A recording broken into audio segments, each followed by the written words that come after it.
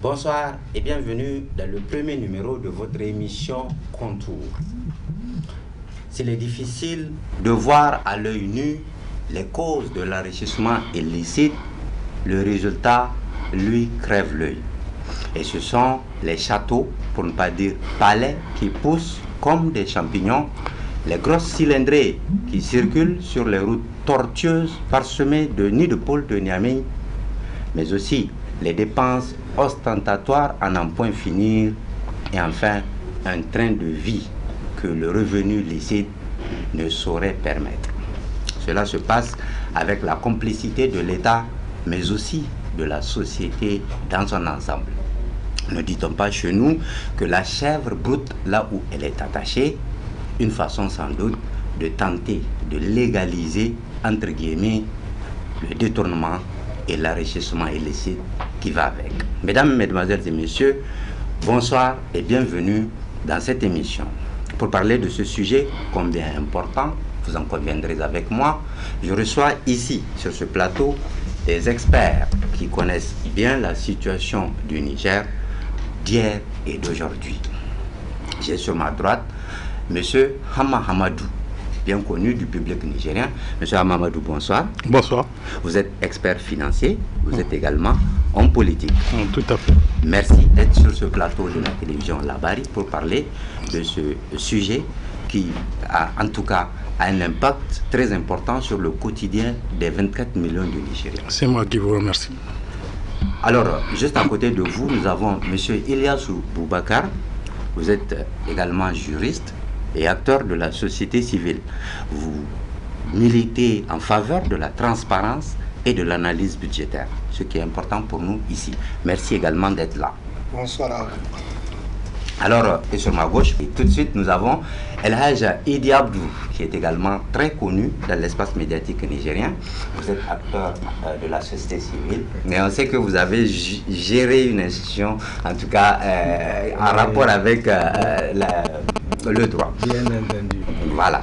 Et enfin, nous avons M. Ibrahim Hamidou, qui est aussi connu. C'est l'un des journalistes qui m'ont le plus inspiré dans ma jeune carrière. Ancien directeur de en tout cas directeur de publication de Tribune du Peuple. Alors vous êtes également homme politique. C'est donc un plaisir pour nous de vous avoir sur ce plateau. Merci. Alors maintenant que nous savons qui est qui sur cette table, nous allons pouvoir entamer ce premier numéro de l'émission Contour. Donc vous avez déjà vu la bande-annonce, donc pas besoin de revenir là-dessus. Alors, M. Mamadou, je commence avec vous. Qu'est-ce que l'enrichissement illicite, d'un point de vue financier, économique, qu'est-ce qu'on appelle enrichissement illicite? Merci donc de me donner l'occasion de donner un point de vue sur ce que nous entendons par enrichissement illicite. Je n'ai pas de définition personnelle, mais je vais me référer à une définition qui a été donnée par l'Organisation des Nations Unies qui lutte contre la corruption et qui nous dit que l'enrichissement illicite, c'est une augmentation, une hausse du patrimoine d'un agent public qui ne peut raisonnablement justifier une hausse de son patrimoine qui ne peut pas raisonnablement justifier lui-même. Donc cela veut dire que quelqu'un dispose d'un revenu net qui n'est pas compatible avec ses sources de revenus légitimes. Voilà, pour parler en français facile, oui, en français facile, disposer d'une richesse qu'on ne mérite pas. Exact. Voilà. Alors, monsieur Chata, excusez-moi de vous appeler par votre... C'est exact. Par votre surnom quand même, monsieur Elias Boubacar. Alors, juridiquement, qu'est-ce que l'enrichissement illicite? Merci pour nous avoir donné l'opportunité de nous prononcer sur un sujet aussi important que les questions de l'enrichissement illicite. La définition juridique est très proche de celle que nous mon prédécesseur a dit, c'est que c'est le fait de disposer des revenus, du moins un train de vie qui n'est pas justifié par le moyen que vous avez. Donc c'est d'avoir une ressource substantiellement illégitime qui vous permet pas, que vous n'êtes pas en mesure de justifier du point de vue des revenus que vous avez de tous les jours. Donc, de ce point de vue, c'est sur cette base qu'on peut légitimement décider de mettre quelqu'un, d'examiner quelqu'un pour pouvoir justifier du fait qu'il a un train de vie qui est supérieur à ses revenus quotidiens, comme vous l'avez dit dans votre annonce. Et effectivement, vous allez voir quelqu'un qui a un salaire à peine de 200 000, mais qui construit un château. Donc, il y a matière à s'interroger sur comment il s'est trouvé les moyens de pouvoir construire ce point. Donc, du point de vue du droit, c'est le fait de ne pas justifier, c'est d'avoir des revenus supérieurs légitimement à ce que vous avez comme revenu mensuel ou comme patrimoine. Donc c'est avoir un patrimoine substantiellement déraisonnable du point de vue de votre revenu quotidien. Merci beaucoup. Et là, j'ai dit, vous êtes d'accord avec ces deux premières définitions? Oui, évidemment, la définition de M. Hamma, c'est la définition de la Convention des Nations Unies de lutte contre la corruption. Et la définition de Chata, c'est la définition de la loi 2017-10 du 31 mars 2017. Justement parce que cette loi, effectivement, et cette loi s'est inspirée de la définition de la Convention des Nations Unies. Et elle dit que le délit d'enrichissement illicite, parce que c'est un délit au Niger.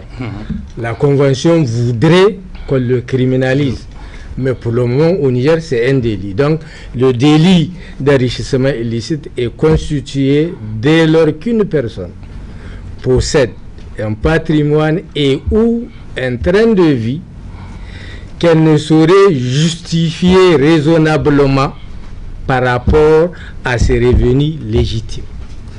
Voilà. Alors, la définition. M. Mamadou a parlé d'un personnage public.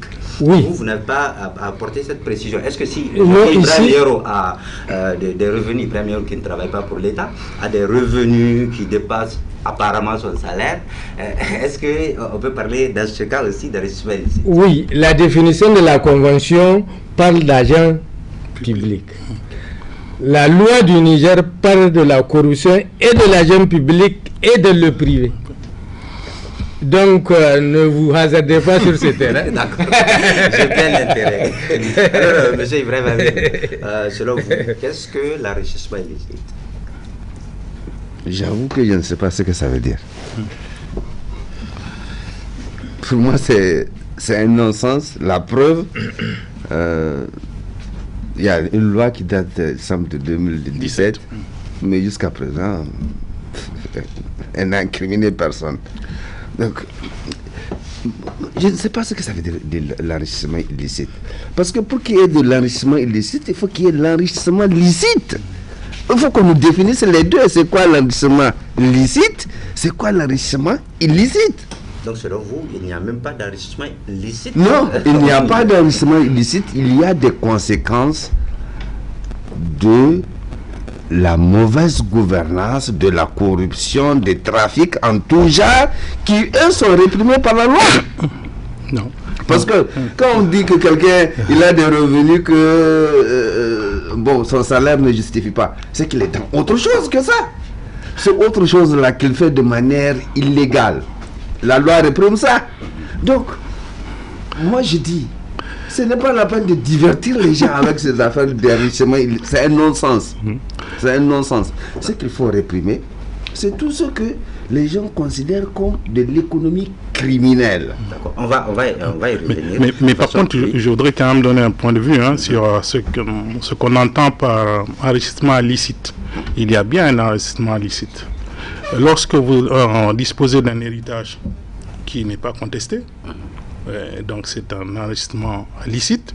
Lorsque vous avez des revenus, il peut être salariaux, il peut être locatif, ils peuvent être des dividendes, ils peuvent être d'autres valeurs que vous avez, un brevet, une licence, tout ça là. Si vous les avez bien évidemment acquis dans des circonstances... Ah, tu as vu, il y a des précisions que tu mets oui, justement, voilà. Si vous les avez acquis dans des circonstances qui sont conformes à la loi de la République, ces revenus sont naturellement licites.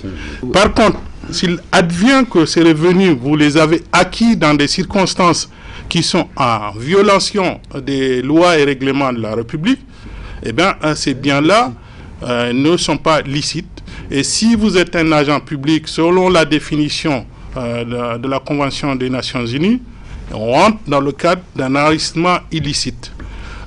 Pour ce qui concerne les personnes privées, dans mon point de vue, il s'agit probablement, comme l'a dit Ibrahim, d'activités criminelles et ça devrait être traité tel quel, mais il n'y a pas, pour moi, de raison à l'appeler enrichissement illicite du point de vue donc de l'inspiration qui nous vient de la Convention des Nations Unies. C'est mon point de vue sur le sujet.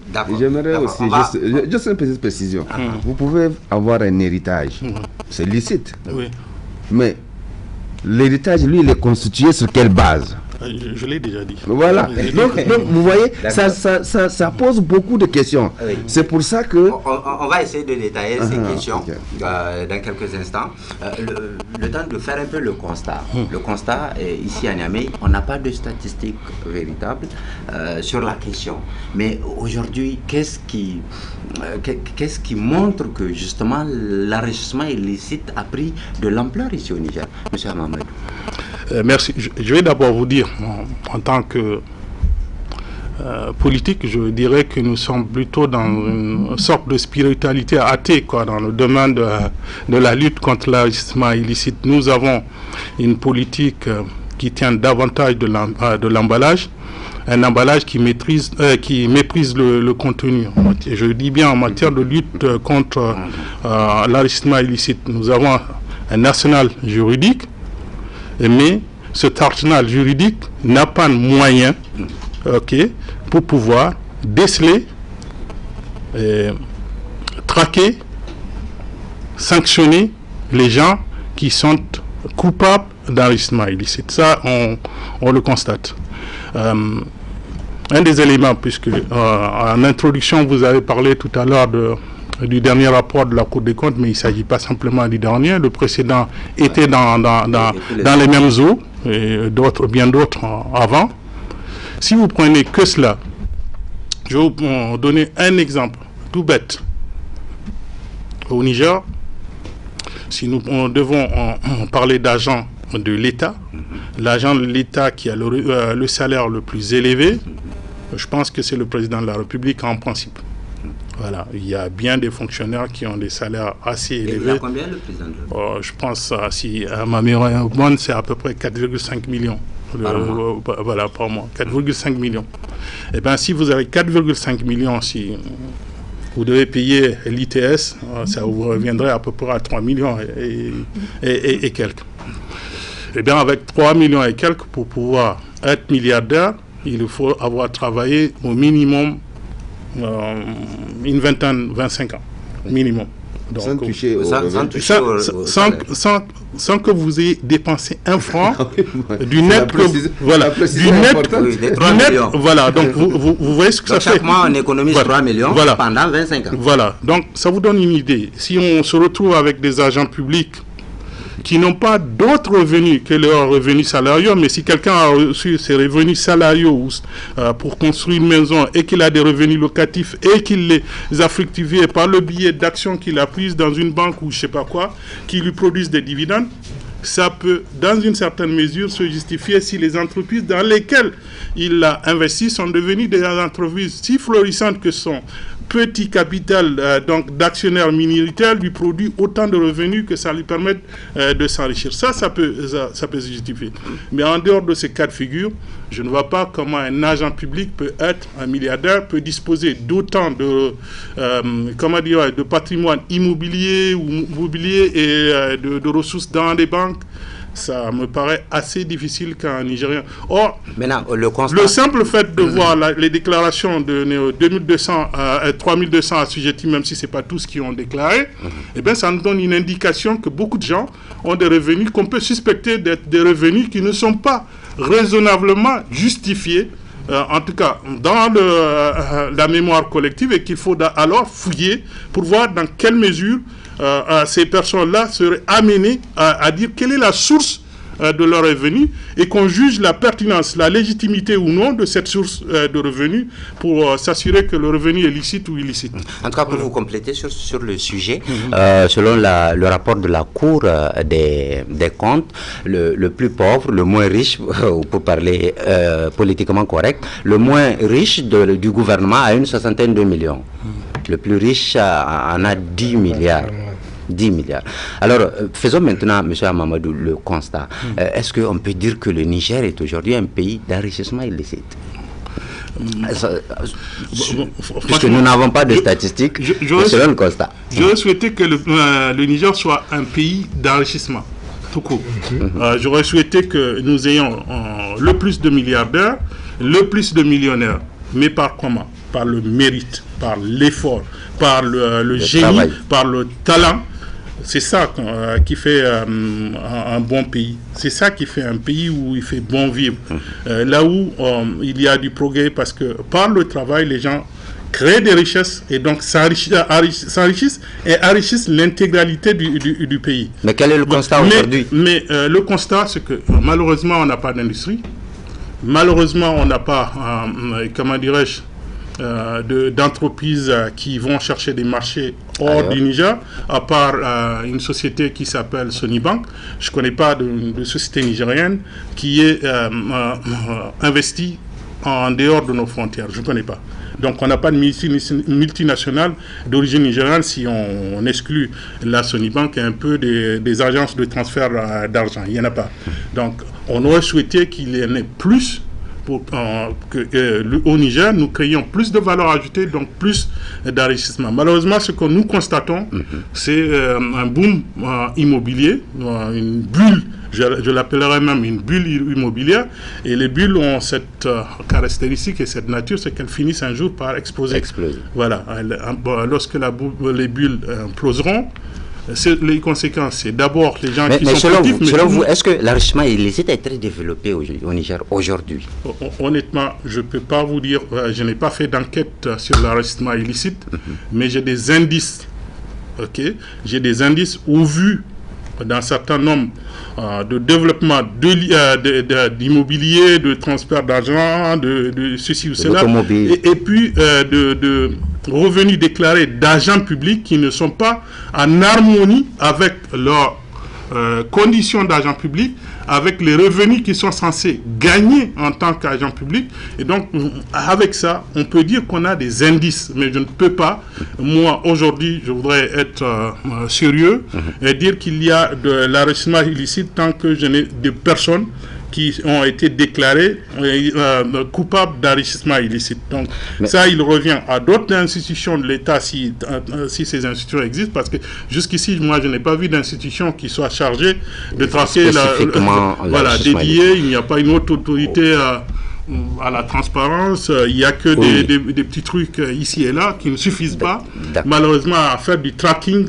d'enrichissement illicite et à nous exposer des gens, au moins, sur qu'on a pris la main dans le sac, si on peut le dire. D'accord, merci M. Hamamadou. Alors, M. Eliassou Boubacar, selon vous, est-ce que l'enrichissement illicite se développe de façon inquiétante au Niger?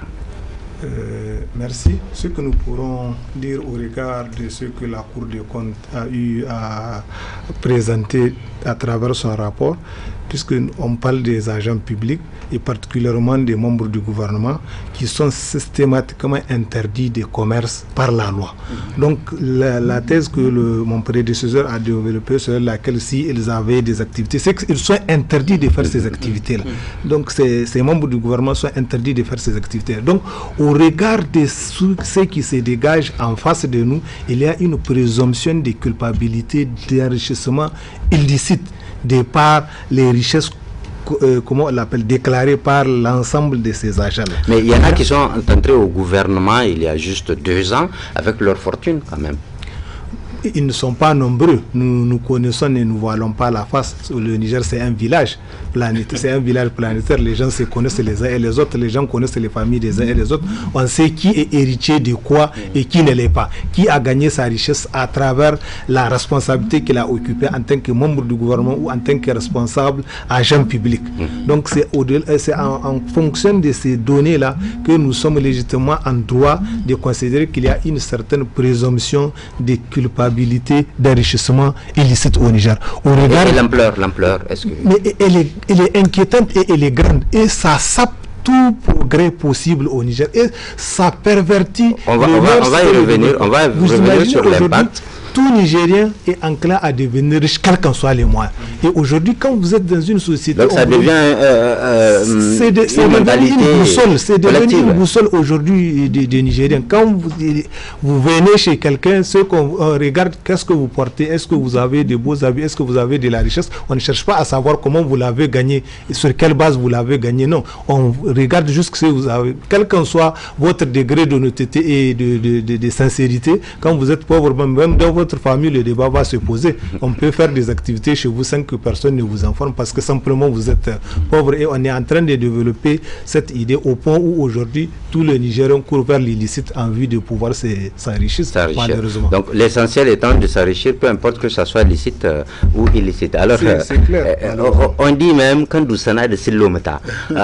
Autrement dit, c'est une invite quand même au détournement, à l'enrichissement illicite. Est-ce qu'on n'a pas ici une responsabilité collective de toute la société? Bien, merci. Avant d'aller à la responsabilité collective, c'est que cette lutte-là, si elle traîne encore, c'est parce que dès son début, elle a buté sur un problème. La première personne qui a été poursuivie, suivant l'ordonnance 92-024, a soulevé l'inconstitutionnalité de certains articles, notamment l'article 4, 5, alinéa 1 et une expression de l'article 6.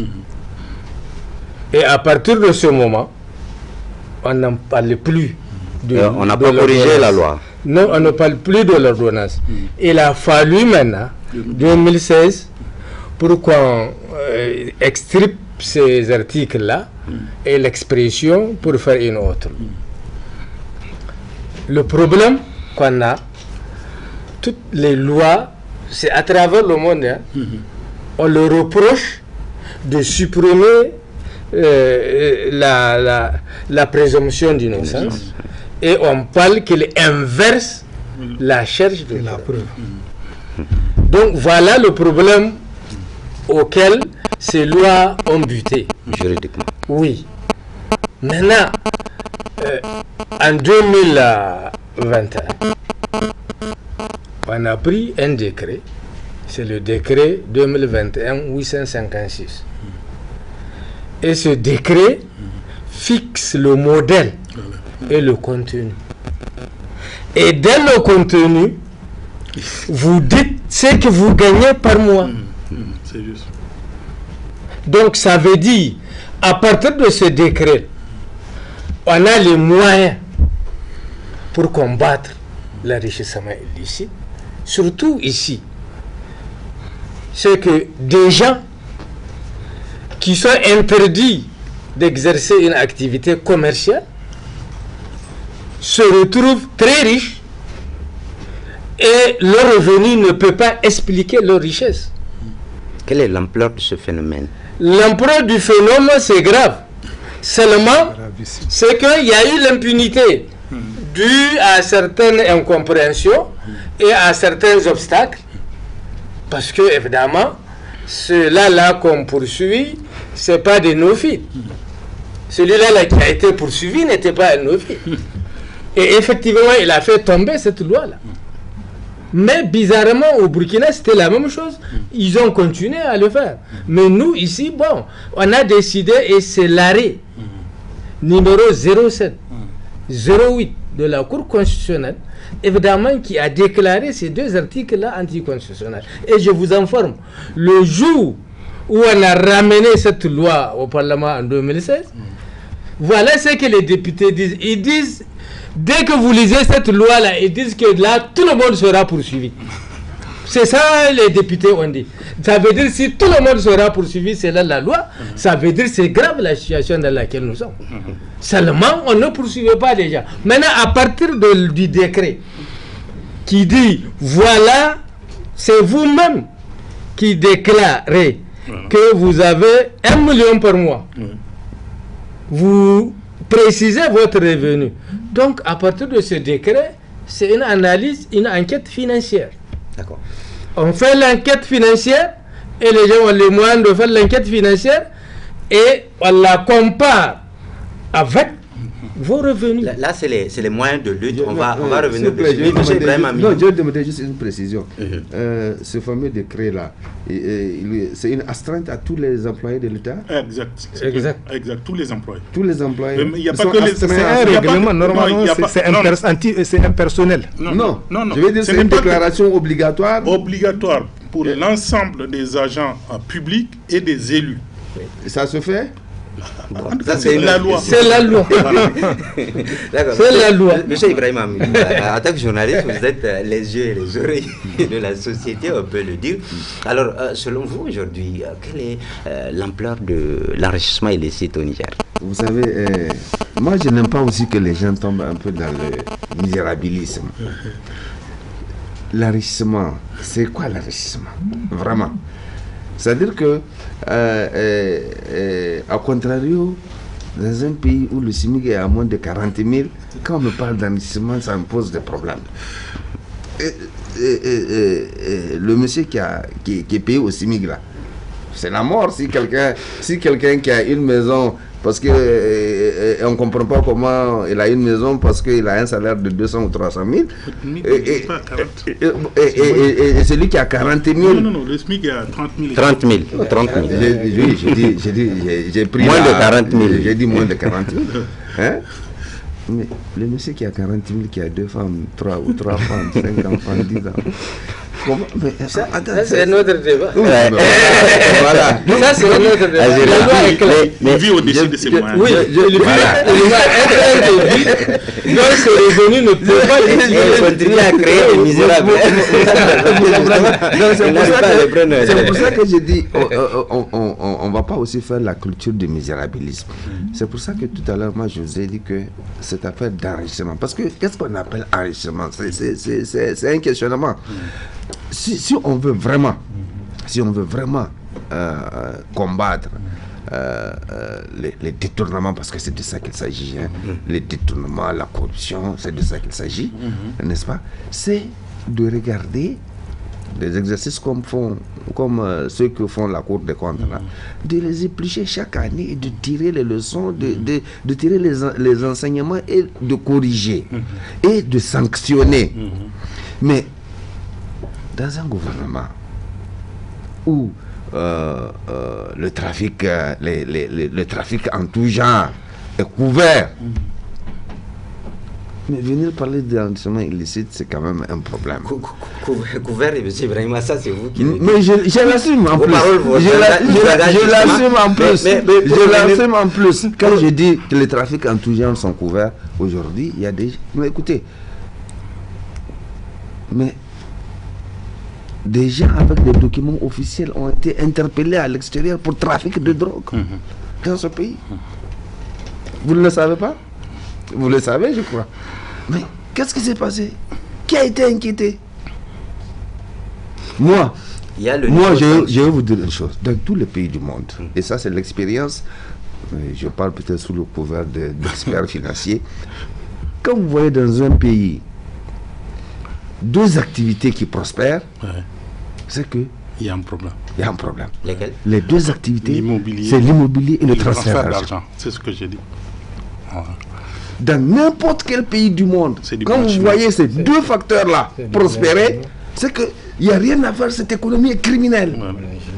Tant que c'est de manière trop visible, vous êtes forcément dans une pente où on va vers une économie criminelle. Je veux dire, ce n'est un secret pour personne, tout le monde. C'est des statistiques avérées. C'est des statistiques avérées, c'est des enseignements que toutes les économies, tous les économistes du monde ont tirés. C'est comme ça, c'est pas de la magie. Mais ça va exploser. Maintenant, quand je ne sais pas. Alors, voilà. Dans tous les cas. Donc aujourd'hui, les deniers publics, on dit qu'ils sont sacrés, mais dans la mentalité de nos concitoyens, dans la mentalité populaire, les biens publics n'appartiennent à personne. Voilà. Oui, justement, qu'est-ce qui fait ça? Qu'est-ce qui nous a amené à ce niveau où le citoyen lambda même qui tire le diable par la queue, qui n'a pas accès aux services sociaux de base, trouve presque normal que l'agent public s'enrichisse? Oui, mais ça, c'est encore, il faut remonter, il faut faire un retour pour venir au système colonial.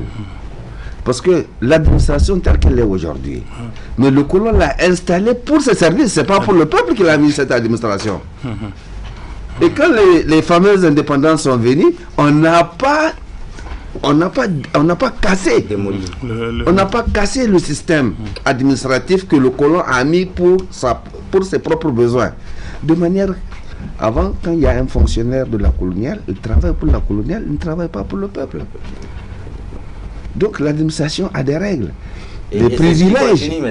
Mais évidemment que c'est ce qui continue. C'est pour ça que le peuple n'a jamais senti l'administration comme un instrument à son service. Non, c'est un instrument de répression. C'est un instrument de répression que le colon a amené. Et maintenant, les colons locaux, ils continuent avec le même instrument, de manière que quand vous construisez un puits dans un village ou un dispensaire, le peuple pense que non, c'est de la charité que vous... Oui, c'est parce que vous avez eu pitié de lui que... Je pense qu'il y a des raisons qui justifient. Il faut aller aussi à une certaine culture. Vous savez bien qu'au Niger, si le peuple, en tout cas en majorité, n'est pas contribuable. Quand vous payez pas vous-même des impôts, souvent vous n'êtes pas trop regardant sur la destination de la dépense publique, sur sa qualité et son efficacité. En tout cas, c'est ce qu'on a pu observer dans des pays où il y a moins de gens qui contribuent à la charge fiscale. Nous sommes en 2023 probablement plus proche de 27 millions de Nigériens que de 26. Je vous demande ici de me dire combien paie des impôts, si on exclut bien évidemment la TVA où on ne peut pas tracer, et la TVA c'est 39,32% des impôts récoltés, en tout cas en douane et à la DGI, on va dire que c'est à peu près 40% des ressources intérieures, en tout cas de la fiscalité. 40%. Si on exclut la TVA, donc les autres impôts que des citoyens devraient payer pour eux-mêmes, si aujourd'hui on vous dit combien de Nigériens paient l'impôt, à part les salariés, ok, vous n'avez plus personne. Oui, mais cela peut s'expliquer aussi par le fait que les gens ne voient pas. Les gens ont l'impression que c'est pour quelqu'un. Mais justement, je vais dans ce sens. C'est pour ça que je vous dis, c'est parce que ces gens, ils ne payent pas, qu'ils pensent que l'argent public, ils ne devraient pas en être des vigies. Ouais, tout citoyen devrait être un gardien de l'argent public. Mais très souvent, du point de vue psychologique, lorsque vous n'avez pas contribué à faire la cagnotte commune, souvent vous avez, comment dirais-je, une attitude de quelqu'un de passif. Je suis certain que si tout le monde payait, les gens n'accepteraient pas l'usage que le gouvernement fait de l'argent public. Je suis absolument certain. La preuve, dans ce pays, si vous voyez des contestations de décisions publiques concernant la gouvernance financière, eh bien ces contestations viennent de salariés. Parce que les salariés contribuent. Parce que tu dis là, un rapport aussi avec le système colonial. Parce que c'est quoi le problème? Je suis allé en la colonisation arrachée. Oui. La colonisation faisait les travaux forcés. Non, je suis d'accord avec vous. Et en contrepartie, le peuple était réfractaire à tout ça, à toutes ces choses-là. Je suis d'accord avec vous. Il n'a pas vu l'utilité de la chose. Non, c'est pour ça que on dit la même chose, mais je vais plus en profondeur. C'est pour ça, c'est pour plutôt nous inviter à avoir notre modèle. Voilà. Nous sommes et ça, c'est votre responsabilité, vous les politiques. Oui, justement, je suis en train de vous dire quelque chose, parce qu'il n'y a rien d'irréversible pour un pays, justement. C'est la seule chance que nous ayons. Un peuple, il peut toujours inverser la tendance. Vous savez quoi? On a commis une erreur, à mon sens, en 1994. Nous avions un impôt qui s'appelait impôt général sur le revenu. Eh bien, nous sommes dans un système fiscal qui est déclaratif. C'est le citoyen, la clé de voûte, c'est le citoyen. C'est le citoyen qui dit voilà ce que j'ai fait, voilà les revenus que j'ai gagnés. Donc là, à l'ordonnance de 93, là, ok, cette ordonnance-là, le simple fait que nous soyons dans un système déclaratif d'impôt devrait nous permettre de compléter l'ordonnance. Étant entendu que votre déclaration, elle est faite sous votre autorité, par vous, et donc vous ne pouvez pas vous délier de votre propre déclaration devant les services fiscaux. Ce devrait être un avantage.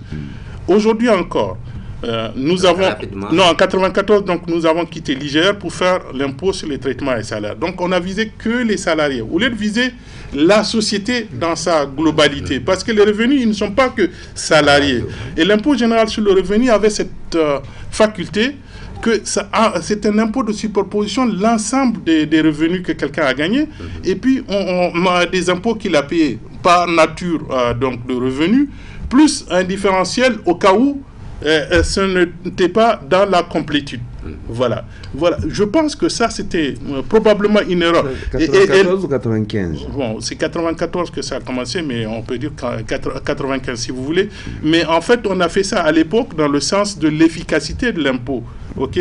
Parce que en donnant la charge de la collecte de l'impôt à l'employeur, ça facilitait les questions de recouvrement, parce qu'à l'époque, les Nigériens avaient des difficultés pour pouvoir faire parce que même les salaires ne tombaient pas, c'était sur l'AFC. Voilà, donc c'était davantage une question comptable que d'une question d'ingénierie financière. Voilà. C'est juste une question comptable. C'est un problème de recouvrement. Voilà, donc vous voyez, le maximum possible. Alors, on pouvait allier les deux. L'ITS, mais en superposition, vous avez l'IGR que vous déclarez, et que voilà. Aujourd'hui, l'IGR, c'est uniquement avec les coopérants français, parce que nous avons une convention fiscale de non-double imposition qui nous lie encore au Niger tant qu'on ne l'aura pas dénoncé. D'accord. Avant de vous repasser la parole, M. Mamadou, je vous invite à suivre ce résumé, en tout cas, du rapport de la Cour des comptes 2022, qui retrace essentiellement le patrimoine des membres du gouvernement. La Régie. Au-delà de la gestion quasi-informelle des finances publiques, relevée ça et là dans les ministères, institutions de la République et démembrement de l'État, le rapport 2022 de la Cour des comptes retient l'attention. L'opinion publique est surtout focalisée sur la déclaration des biens de nos gouvernants. Et il y a de quoi, car malgré l'extrême pauvreté du pays, le Niger est dirigé par des multimillionnaires et des milliardaires. Tenez, parmi la trentaine de ministres que compte le gouvernement, l'on dénombre 5 milliardaires. Le plus riche, sur la base des déclarations faites à la Cour des comptes, est incontestablement le ministre des Transports, Alma Oumarou, avec plus de 10 milliards francs CFA. Il est suivi par le ministre du Plan, Rabiou Abdou, qui est assis sur des biens d'une valeur de plus d'1,353 milliard. Vient ensuite le ministre de la Défense nationale, Al-Kassoum Indatou, ayant déclaré plus d'1,324 milliard. Son homologue de l'urbanisme et du logement, Maïzoumbou Lawal, dispose, lui, de plus d'1,2 milliard. Enfin, le petit milliardaire de ce cercle restreint est le ministre du pétrole, Mahamadou Mahamman Sani, le fils de l'ancien président Issoufou Mahamadou, qui trône au-dessus de près d'1,2 milliard. Ce groupe de milliardaires est suivi de très près par le ministre de l'Enseignement supérieur et de la Recherche, PhD Mamoudou Jibo, dont la fortune s'élève à plus de 960 millions. Et le plus pauvre du gouvernement a estimé les valeurs des biens en sa possession à 78 millions. Il s'agit de Ibra Boukari, ministre de l'Emploi, du Travail et de la Protection sociale, qui visiblement est aussi pauvre que l'emploi au Niger. À la lumière de ces déclarations de biens, les constats suivants se dégagent. Premièrement, le président de la République, chef de l'État, Mohamed Bazoum, n'est riche que de 553 427 727 francs, loin derrière son premier ministre, chef du gouvernement Oumoudou Mahamadou, avec ses 623 millions. D'ailleurs, même le directeur de cabinet du président de la République, Ibrahim Sani Abani, est plus riche que le président Bazoum, puisqu'il a déclaré plus de 775 millions. Le président de l'Assemblée nationale, Seyni Oumarou, vient avec ses 825 millions faire du président de la République, Mohamed Bazoum, ancien ministre des Affaires étrangères et de l'Intérieur, ancien ministre d'État à la présidence, le plus pauvre des 3 hautes personnalités de l'État. Pour clore ce constat, retenons que le jeune ministre du pétrole est 2 fois plus riche que le président Bazoum et de loin plus que le premier ministre qui était directeur de cabinet de son père Issoufou Mahamadou, alors président de la République. À l'époque, l'actuel ministre du pétrole, Abba Issoufou, était l'adjoint d'Oumoudou Mahamadou au cabinet présidentiel.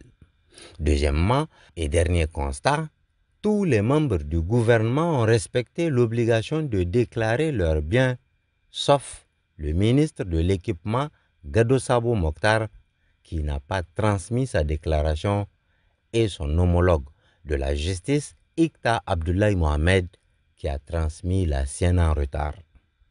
En revanche, les membres de la Cour constitutionnelle, gardienne de la Constitution, ont brillé par la non-transmission de leur déclaration des biens. Seul le président de la Cour constitutionnelle, Bouba Maman, a respecté cette obligation constitutionnelle.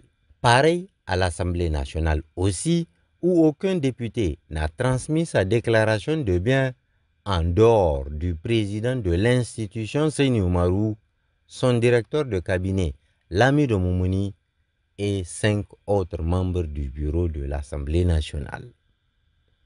Concernant les autres institutions de la République, tout le monde a envoyé, sauf le président de la Commission nationale des droits humains CNDH, Mati El Haj Moussa, et Madame Ali Mariama, présidente de la Haute Cour de justice. Dans le secteur de la justice, justement, seuls 10 magistrats sur 478 identifiés ont déposé leur déclaration de biens. Alors, question, pourquoi ceux qui sont censés appliquer la loi peinent-ils à la respecter? On le voit, le Niger est dirigé par des gens immensément riches et c'est bien normal qu'ils ne comprennent pas lorsqu'on leur dit que la pauvreté pourrit la vie de leurs concitoyens. Ils ne peuvent accepter qu'on dise que ça ne marche pas dans le pays car ça marche très bien pour eux. Maintenant, on va voir l'impact de l'enrichissement illicite là sur la démocratie. Parce que la démocratie, quand même, elle est exercée en grande partie par les partis politiques. Or, aujourd'hui, on voit avec le nomadisme politique, des gens qui quittent leur formation politique dès lors qu'elle n'est pas au pouvoir. On comprend quand même que c'est la recherche de gains qui pousse ces gens-là. Donc, quel est l'impact de l'enrichissement illicite sur la démocratie elle-même? La première vertu de la démocratie, c'est d'abord que nous vivions sous l'empire de mêmes règles. la règle la plus connue en matière de démocratie, c'est l'égalité des chances. Le principe d'égalité des chances. À partir du moment où le fait d'accéder à une fonction publique par le biais d'une nomination ou d'une élection vous permet de faire n'importe quoi avec les ressources publiques, eh bien, on a rompu déjà ce principe de l'égalité des chances. Or, tant que dans une société, je ne parle pas d'égalité entre les gens, égalité des revenus ou autre, mais égalité des chances. C'est ça qui permet au fils du pauvre de devenir président de la République, au fils du riche de devenir pauvre, parce qu'il n'a rien fait et qu'il n'a pas eu d'héritage. Donc la première conséquence de ce système, ça rompt l'égalité des chances entre les citoyens. C'est à cause du fait que certains ont pris l'argent public, l'ont détourné de sa destination initiale, pour le mettre dans une autre destination. C'est ça qui fait que nous ne pouvons pas aujourd'hui avoir un bon système éducatif où l'enfant du pauvre comme l'enfant du riche vont aller à la même école, et celui qui mérite le mieux, qui a les meilleures prédispositions au travail, puisse devenir celui qui demain, dans l'ascenseur social, soit à un niveau plus élevé. Comme c'est le cas de la génération actuelle qui dirige quand même. Donc vous voyez, ça fait que vous ne pouvez pas avoir un bon système éducatif. Si vous n'avez pas un bon système éducatif, vous n'avez pas de bons médecins pour vous soigner. Parce que forcément, vous aurez dans le système médical des gens qui vont attendre de l'argent par des billets qui ne sont pas leurs revenus que la loi a fixés. Et donc, si vous n'êtes pas bien soigné, bien éduqué, eh ben, il y a des chances que vous ne puissiez pas vous protéger. Donc, avoir un habitat, avoir, comment dirais-je, des distractions, avoir un certain nombre de choses. La sécurité. Oui, la sécurité va avec, puisque la sécurité, à partir du moment où vous avez trop de mésusages et que les ressources de la sécurité même sont détournées à d'autres fins, ben, la nature a horreur du vide, et donc il y aura toujours des gens qui vont, par ce biais-là, faire autre chose qui ne plaise pas à tout le monde, et peut-être même qui mettent en danger l'existence même de l'État. De l'État, justement. Monsieur Eliassou, est-ce qu'aujourd'hui la démocratie n'est pas perturbée par cet enrichissement illicite-là? Bien sûr que oui. Et à la suite de ce que mon prédécesseur a dit, c'est que quand il y a dans la démocratie, il y a un certain nombre de services, puisque la démocratie, c'est quoi? C'est la bonne gouvernance, c'est le respect de l'état de droit. Or, l'équilibre de pouvoir. Voilà, l'équilibre de pouvoir. Or, la bonne gouvernance n'est autre que le respect de l'ensemble des règles prescrites par la société pour mieux diriger. Or, quand on détourne, lorsque par exemple on doit construire une école et qu'elle n'est pas construite, c'est que quelque part on a fait un tour à la démocratie, parce que c'est cet enfant-là qui doit apprendre qui doit recevoir une bonne éducation qui va la manquer. S'il manque la bonne éducation, ça veut dire qu'il ne peut être ni utile du point de vue de la production de richesses, parce qu'il faut d'abord, quel que soit ce que vous aurez à exercer comme métier, vous avez besoin d'une certaine capacité. Même l'agriculture a besoin de quel que soit le domaine, quel que soit le domaine, vous avez besoin d'une certaine expertise.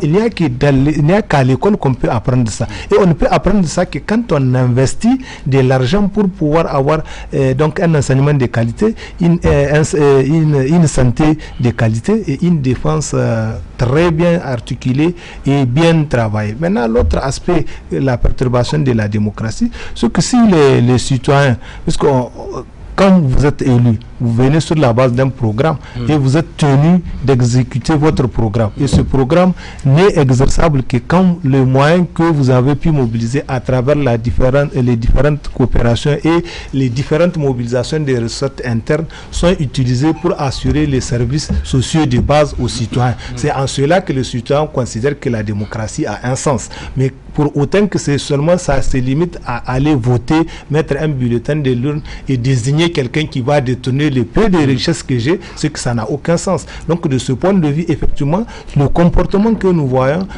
à travers donc les présomptions de l'enrichissement illicite, ça détourne véritablement, ça vide la démocratie de tout son sens qui est celui de pouvoir du peuple, par le peuple et pour le peuple.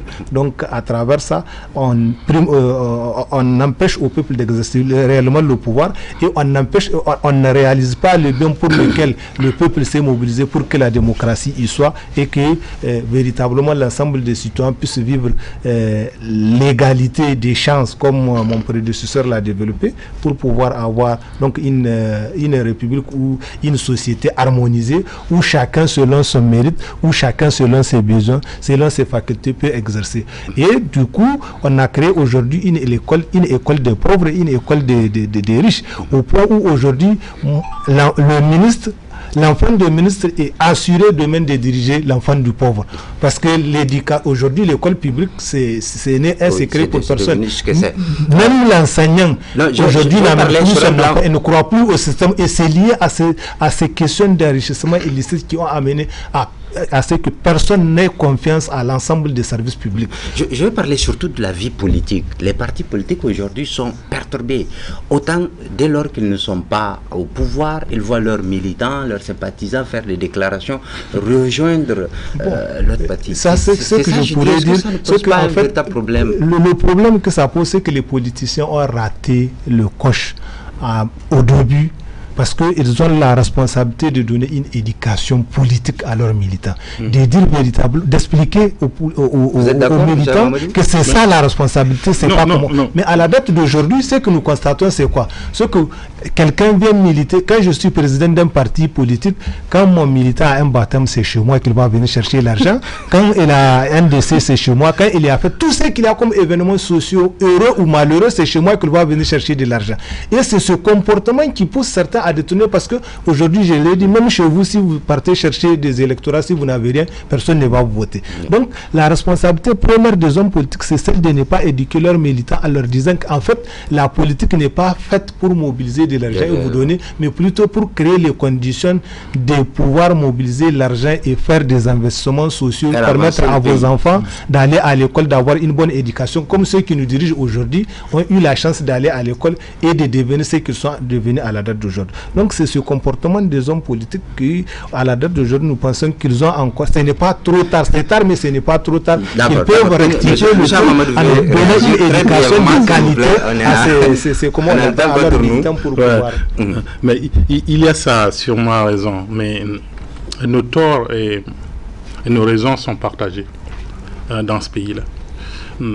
Il est vrai que c'est la responsabilité d'abord des politiciens de faire de la politique, et l'une des politiques consiste à faire de l'éducation civique aux militants. Mais le fait est que il y a des partis qui font ce travail. Il y a des institutions qui aident à faire ce travail.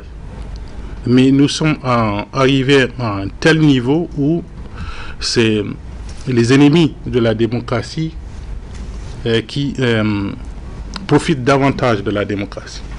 Voilà. Merci. Ce sont les voyous. C'est assez clair. Les ennemis de la démocratie qui profitent de la démocratie. Ouais. C'est assez clair. Alors, M. Idi Abdou,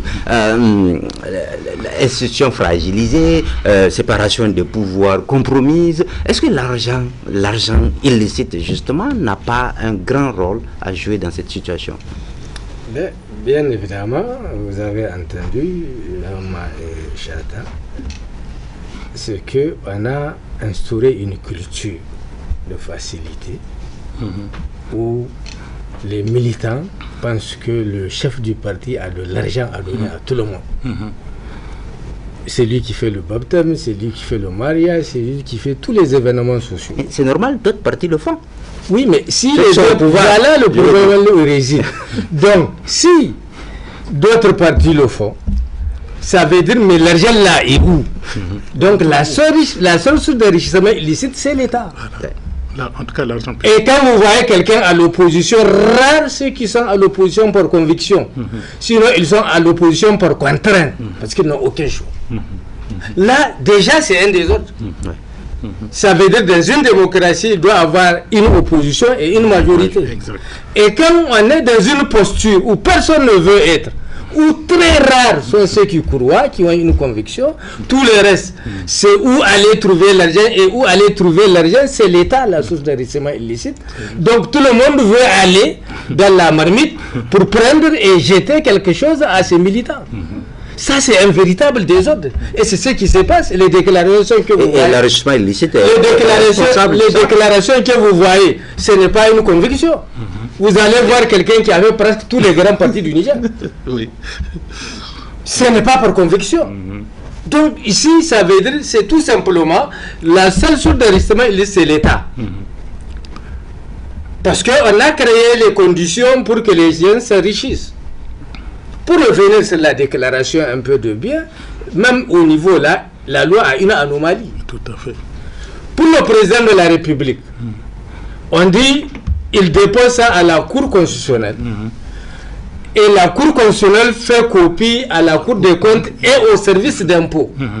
Maintenant, en dehors de lui, les autres ne transmettent pas au service d'impôts. Ça, c'est pas normal. Alors que dans la loi antérieure, c'était transmission aux impôts. Effectivement. Ouais, dans la loi Pourquoi antérieure. les autres? C'est seulement le président de la République. C'est la déclaration seulement du président de la République. Et on doit corriger la loi pour que tout le monde transmette sa déclaration au service d'impôt. Pour que l'État rentre dans ses droits. Dans la 5e République, c'était ça. Maintenant, revenons. La démocratie, c'est des élections transparentes et honnêtes. Mais quelqu'un qui s'est enrichi illicitement, mais il achète. Au Burkina, ils ont fait une étude et qui a révélé que les plus grands partis, c'est les plus grands corrupteurs. Ici, il n'y a pas d'étude, mais tout le monde sait. Ceux qui sont les grands partis, c'est ceux qui ont plus d'argent.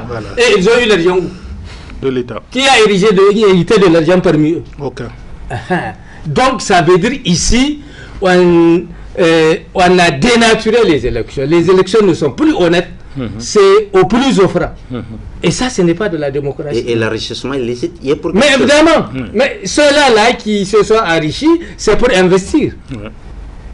Quand vous regardez la déclaration, en réalité, maintenant, la meilleure activité qui apporte de l'argent, c'est politique.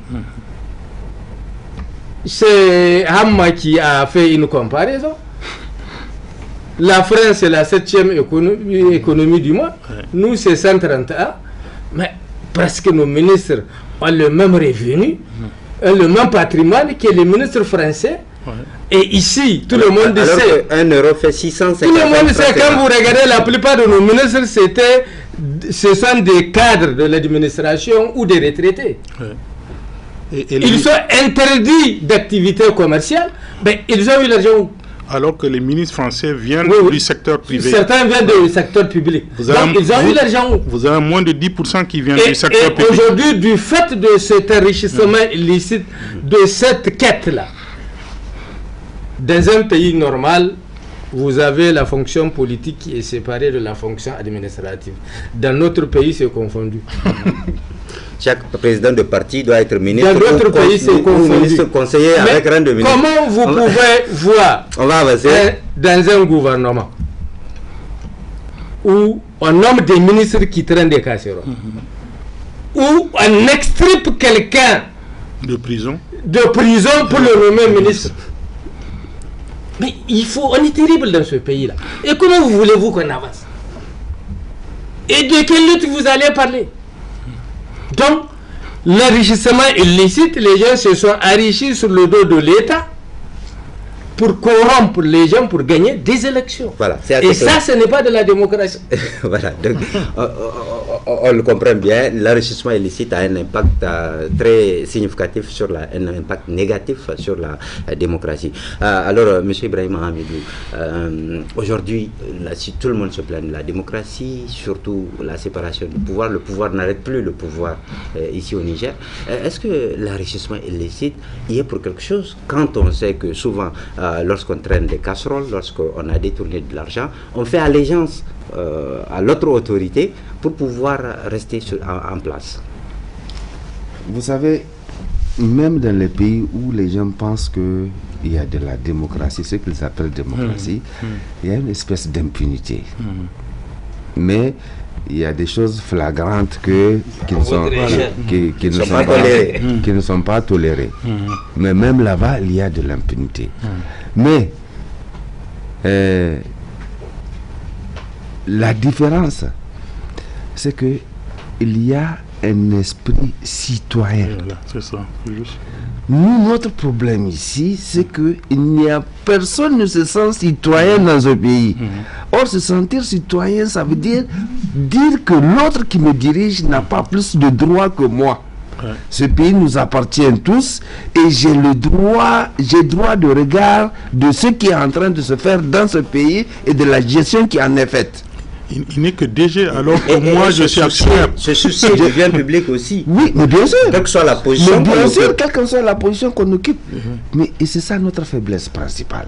Tout citoyen devrait être actionnaire. Oui, voilà. Le gouvernement n'est qu'un DG, l'exécutif.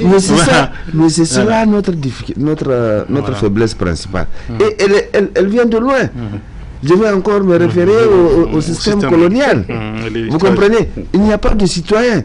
Quand la première république est venue, elle a continué sur le système colonial. Il n'y a pas de citoyens. On a fait ensuite un régime d'exception. Il n'y a pas de citoyens. Mais comment voulez-vous qu'un peuple qui a vécu pendant des siècles avec l'esprit d'être sujet, qui se comporte en citoyen, les gens volent l'argent. On sait qu'ils n'ont aucune activité qui puisse leur permettre d'avoir autant de ressources. Ils distribuent l'argent, les gens applaudissent. Ils sont contents. Personne ne s'interroge, mais il a eu l'argent où? Est-ce que cela fragilise les institutions de la République? Mais c'est pour ça que aucune institution en Afrique, en Afrique ne peut être pérenne. Parce que pour qu'une institution soit pérenne, il faut qu'il y ait des citoyens pour la défendre. Il faut qu'elle soit unique. Quand comment il s'appelle, Trump, quand Trump voulait que ses militants attaquent le Capitole, non, c'est les citoyens américains, ils ont dit non, ce n'est pas comme ça. Ces partisans, d'accord, mais la majorité des Américains ont dit non, on garde nos institutions telles qu'elles sont. Mais ici, n'importe qui se lève aujourd'hui, il descend le président de la République, demain les gens là, ils vont se mettre dans la rue pour applaudir. Il n'y a pas de comportement vis-à-vis du bien public. On parle des feux tricolores qui sont achetés avec l'argent du public, mais qui sont cassés à toutes les occasions souvent. Mais il n'y a pas quand l'autre, quand vous connaissez l'autre qui n'a pas un franc, parce que juste il a pris un décret 6 mois après, vous nargue. Mais on a vu le casser. Vous avez envie de tout casser. Mais attendez, c'est légitime. Attendez, c'est légitime parce que les gens sont blessés. Mais attendez, c'est l'autre. Il y a la responsabilité individuelle. Mais attendez, quand je dis c'est légitime, je parle des gens qui n'ont pas cet esprit citoyen. Vous comprenez? Mais en vertu de quoi l'autre, juste si un décret suffit pour faire pour être riche. Oui, c'est pour ça que vous voyez personne. Il n'y a pas d'éthique, il n'y a pas de règles. La loi, c'est quand elle vous arrange pas, vous fermez les yeux. Tout fonctionne en fonction des désirata de l'émotion. De l'émotion. Voilà. C'est-à-dire de votre famille, de votre parent, de votre région. Vous ne pouvez pas construire des institutions quand il n'y a pas d'esprit citoyen. Parce que les institutions. Comment créer cet esprit citoyen? Créer l'esprit citoyen, c'est d'abord, si je prends l'exemple des partis politiques, ils n'en veulent pas. Parce que quand vous regardez pour l'essentiel, mais tous les leaders politiques sont des petits monarques à leur façon. L'esprit citoyen, ça ne les arrange pas. Ça ne les arrange pas. Vous comprenez?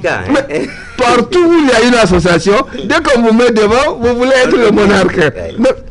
Mais justement, c'est parce que les partis politiques, la démocratie est venue. Créer cet esprit-là, mais ils font autre chose. La démocratie est venue alors que ceux qui étaient censés l'animer, eux-mêmes ne savaient pas ce que c'était, ne croyaient pas à ça, parce qu'ils ont été élevés dans cette mentalité de sujet.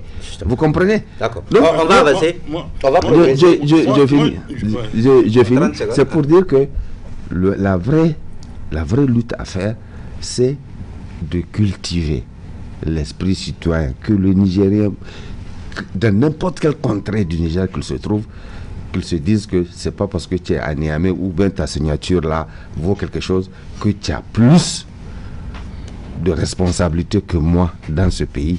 Tu es autant responsable. Et ça, il faut les c'est ça qui est important. Pour faire ça. Or, Ibrahim, vous dire que ça ne les arrange pas. Non, donc, Ibrahim, je pense tout ce que Ibrahim a dit est juste. Mais je pense qu'au niveau politique, il y a quelque chose qu'on a pris pour accessoire alors que ça devrait être essentiel. C'est le mode de financement des partis politiques. C'est important. Mode de financement de tout ce qui est de l'ordre politique. Qu'est-ce qui se passe aujourd'hui? Tout à l'heure, mon ami Idi a parlé de la subvention que les partis politiques devraient recevoir. Ok, moi je ne parlerai pas de cette subvention. Je pense que notre modèle déjà d'élection, il est abattardi par l'argent. L'argent même des partis politiques. Non, partout. Toute la sphère des élections, c'est une question d'argent. Puisque c'est une question d'argent, et qu'on n'a pas pu par la pédagogie, donc le fait qu'on fasse de l'éducation civique, qu'on fasse des critiques pour dire voilà ce qui devrait être la valeur, mais ça n'intéresse pas les gens. On a dans l'humanité, on n'a que deux modèles, la pédagogie et la sanction. Ok. Et moi, je vais chercher un équilibre. Voilà, je vais faire un équilibre entre les deux. Voilà, je vais faire un équilibre entre les deux. L'équilibre que je voudrais faire, c'est que, par exemple, on décide que les élections vont être financées intégralement par l'argent public. Ok? L'argent public. Y compris les campagnes? Oui, tout. Oui. On décide parce que c'est si important pour nous que les gens qui sortent de ces élections-là, leur intégrité, leur efficacité ou leur efficience, c'est cela que nous allons, c'est à cela que nous serons soumis. Ouais. Et donc, mieux vaut qu'on dépense tout l'argent du Niger pour avoir des gens honnêtes, des gens efficaces, qu'on dépense un tout petit peu, mais pour avoir des voleurs, des gens qui se foutent de nous alors que c'est nous qui les avons élus, qui se font actionnaires alors qu'ils sont nos employés. Une petite observation pour dire je suis entièrement d'accord avec ça, c'est que le problème, généralement, c'est l'extérieur qui finance les élections. Non, moi je vais aller... J'ai fini. Quand l'argent qui t'a fait élire est donné par l'extérieur, mais ce n'est pas les gens, ce n'est pas les... Ce n'est pas les redevables des... Ta légitimité, tu ne la tiens pas en ce moment de d'autres personnes. C'est pour ça que je voudrais que la légitimité, on la tienne du peuple. Et c'est pour ça que je pense qu'en finançant l'intégralité du processus électoral, en mettant des plafonds de financement par parti politique, vous dites, voilà, personne, aucun parti politique ne peut dépasser un tel plafond. Les gens, vous leur dites quand même, on ne leur donne pas de l'argent comme ça, ils préfinancent, ou l'État préfinance, et ils justifient. Vous avez deux manières de le faire. Quand vous préfinancez, vous justifiez, l'État vous rembourse. Est-ce que ce sera possible non, s'il vous plaît. Au regard de ce qui est en train de se passer?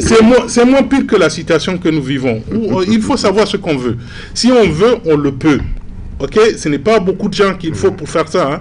Voilà. Ce que je dis, le parti au pouvoir, il va toujours se... Non, s'il vous plaît, il ne peut pas se privilégier si on met ce système en charte. On mettra une autorité indépendante qui gérera cet argent-là et qui remboursera sur la base des pièces justificatives et plafonné par parti. Le parti qui va au-delà, celui qu'on aura pris au radar, qui a dépensé plus qu'il n'en faut, et bien même si son candidat est élu président de la République, on remet en cause son élection et la fin ça met une balise, un warning pour ces ces hommes politiques. Il faut une grande, monstrueuse volonté politique. Vous ne pouvez pas, vous ne pouvez pas faire de l'accouchement du plaisir. Ce n'est pas possible. Ok, c'est l'enfant qui est le plaisir. En fait, par rapport à ce qu'Aham a dit là, vous savez, quand on discutait les textes fondamentaux, à la CCN, oui, par rapport au financement des partis politiques,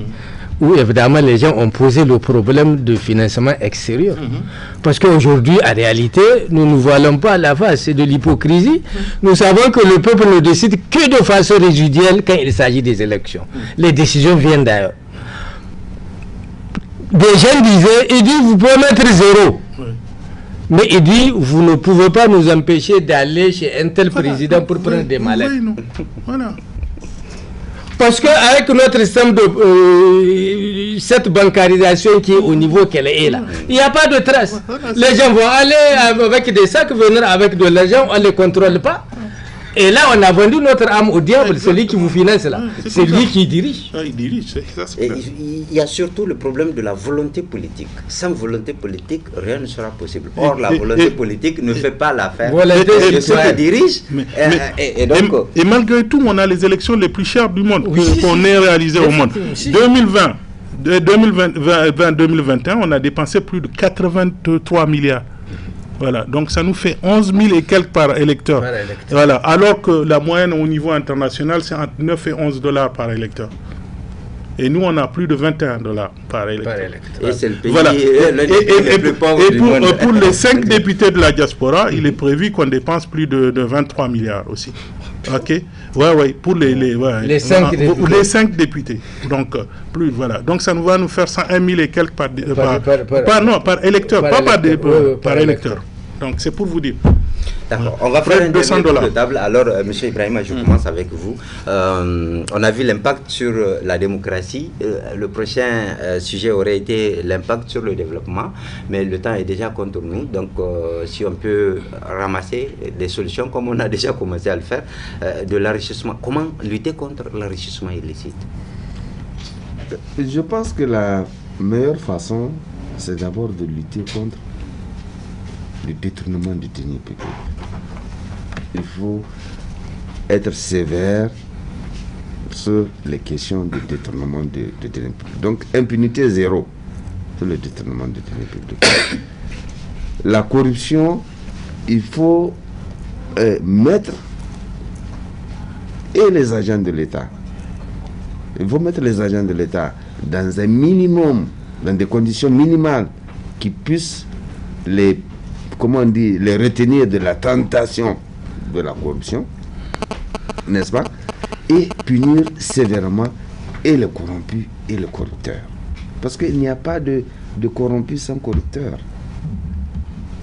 Donc là aussi, impunité, je ne dis pas zéro, mais impunité, minimum de tolérance. Moi je pense que, et le deuxième facteur qui est le plus important, c'est que vraiment, dans la situation actuelle de notre pays, c'est qu'il faut prendre les dispositions pour enrayer définitivement tous les trafics criminels.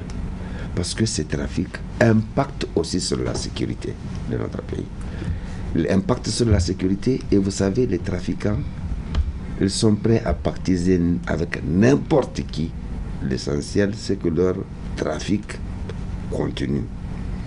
Quand vous voyez ce qui se passe au Sahel aujourd'hui, il y a une grande responsabilité des trafiquants dans le maintien de la désolation que le Sahel est en train de vivre. Oui, évidemment, les terroristes trouvent le carburant par trafic, ils trouvent la nourriture par trafic, et la drogue aussi. Donc tous ces trafics, il faut que c'est tolérance zéro.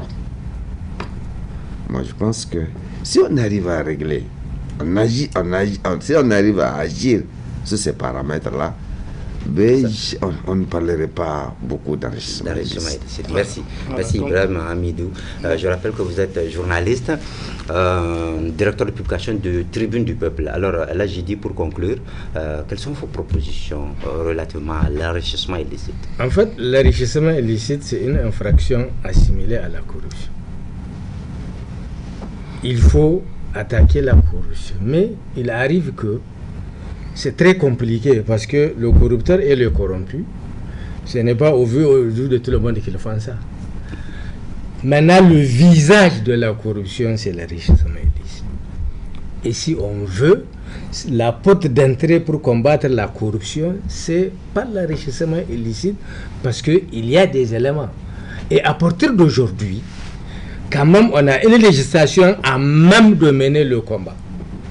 On a un décret qui fixe le modèle et le contenu, où vous déclarez vous-même votre revenu. Il suffit tout simplement d'une enquête financière pour faire la situation de ce que vous avez dépensé sur une période, sur un an. On fait une situation, voilà ce que vous avez eu, voilà ce que vous avez dépensé. Maintenant, la corruption, le trafic dont Ibrahim parle, en fait, la corruption et le trafic, dès qu'il y a corruption, il y a trafic. C'est la corruption qui entraîne le trafic. Tout pays où la corruption est érigée comme telle, c'est qu'il y aura corruption, il y aura trafic. Ils s'entraident, mais les trafiquants, qu'est-ce qui se passe? Le trafic, le terrorisme. Les trafiquants, ils financent les terroristes et les terroristes garantissent leur sécurité. C'est comme ça. Il n'y a pas de miracle. Dès qu'il y a ça, ne vous attendez pas à un miracle, vous ne serez pas l'exception. Voilà. Pour vous résumer, les mêmes causes produisant les mêmes effets. Donc ici, on a les moyens aujourd'hui de combattre les moyens juridiques. Maintenant, on ne parle plus d'inversion. Le décret là, a réglé l'affaire. Maintenant, on a les moyens de le faire. Est-ce que la Cour des comptes, parce que la Cour des comptes, le contrôle de la Cour des comptes, c'est de détecter des déclarations mensongères. C'est de détecter les déclarations inexactes. Et dès qu'une déclaration est inexacte ou mensongère, elle ouvre une poursuite pour faux et usage de faux et enrichissement illicite. Donc maintenant, on a les moyens. Oui, mais il reste la volonté politique. C'est de cela qu'il s'agit. Alors, M. Amamadou, quelle solution? Moi, j'ai une solution en carré. Je suis évidemment d'accord avec ce qu'ont dit les deux prédécesseurs sur le sujet, mais je pense qu'il faut, lutter contre l'impunité, c'est fondamental. 2, il faut lutter contre l'ignorance, parce que c'est l'ignorance qui fait que beaucoup de gens tolèrent l'enrichissement illicite ou la corruption de quelques-uns d'entre nous. 3e chose, il faut combattre une certaine idéologie qui veut que, à partir du moment où vous partagez une idéologie, votre copain, il peut tout faire, mais vous le défendez. C'est essentiel. La 4e chose, c'est que nous devons lutter contre l'inertie, le fait d'être immobile par rapport à un danger qui peut donc nous faire disparaître. Nous devons nous bouger. Al-Hajidi a dit tout à l'heure, nous avons des instruments juridiques. Il faut maintenant de la volonté et il faut des instruments pratiques qui permettent des institutions. Des institutions ne sont que des moyens. Et donc, ça permet de lutter contre les 4 I que je viens de vous développer, c'est-à-dire l'impunité, l'ignorance, l'idéologie et l'inertie. Vous mettez des moyens qui vous permettent d'être proactifs, comme ils vous permettent d'agir a posteriori sur ces facteurs-là. L'une des choses aussi, l'une des faiblesses de la loi sur les déclarations, c'est que il est vrai que nous avons un formulaire de déclaration, mais ce formulaire de déclaration, lorsque vous êtes un primo-déclarant, il ne vous oblige pas à donner la source de vos revenus postérieurs pour les primo-déclarants. Voilà. Mais par contre, pour les déclarations futures, l'écart, ça permet à la Cour d'avoir des instruments pour pouvoir. Donc, ce sont des choses peut-être que nous pouvons compléter. De la même façon que je pense qu'une déclaration de biens ou de patrimoine ne sert pas à grand-chose lorsque cette déclaration n'est pas jointe une déclaration de conflit d'intérêts. Parce que c'est là que vous avez la nuance. Puisque vous n'avez pas de déclaration de conflit d'intérêts, les gens peuvent dissimuler une partie de leurs revenus illégaux auprès d'autres personnes. Alors que non, ce n'est pas simplement leurs enfants. Les gens pensent que c'est les enfants, la grand-mère. Non, non, non. Vous pouvez avoir plein de gens, des amis, des sociétés dans lesquelles vous investissez sans qu'on voit votre nom. Il y a plein de choses, ou dans les paradis fiscaux, vous pouvez le faire comme vous le voulez. Mais si on avait cette déclaration de conflit d'intérêts, puisque c'est une déclaration sur l'honneur, donc ça confronte la juridiction sur la charge de la preuve, puisque c'est sur votre honneur que vous avez déclaré que ces personnes-là, vous êtes en relation d'affaires ou en relation parentale avec elles. Et donc, ça permet de conforter les instruments que nous avons à l'heure actuelle. Voilà. Merci beaucoup. Évidemment, les Burkinabés ont effectivement mis l'accent sur cette déclaration. Il n'y a aucun pays, aucun pays qui lutte sérieusement sans qu'il y ait cette déclaration d'intérêt. De protéger, entre guillemets, les deniers publics. Voilà. D'accord. Alors, M. Liassou, comment faire? En fait, la première des choses, selon nous, ou selon moi, c'est d'avoir une éducation civique. Il va falloir éduquer les citoyens à faire un travail de contrôle citoyen de l'action publique. Il faut qu'il y ait une citoyenneté développée pour permettre à l'ensemble des citoyens de surveiller. Parce que quel que soit ce que nous aurons mis en place comme dispositif, si nous n'avons pas les moyens de pouvoir le surveiller et de le rendre effectif, c'est que ce n'est que peine perdue. Donc le travail que nous aurons à faire, c'est celui de l'éveil des consciences citoyennes pour qu'il y ait des citoyens qui montent à l'assaut et à la garde permanente donc de nos institutions en vue de leur faire respecter l'ensemble de nos textes et l'ensemble de nos volontés régulières pour avoir une démocratie pérenne qui va garantir le bonheur à tous les citoyens nigériens. Donc le deuxième aspect, ce que là c'est peut-être un appel aux hommes politiques de pouvoir faire un dépassement de soi.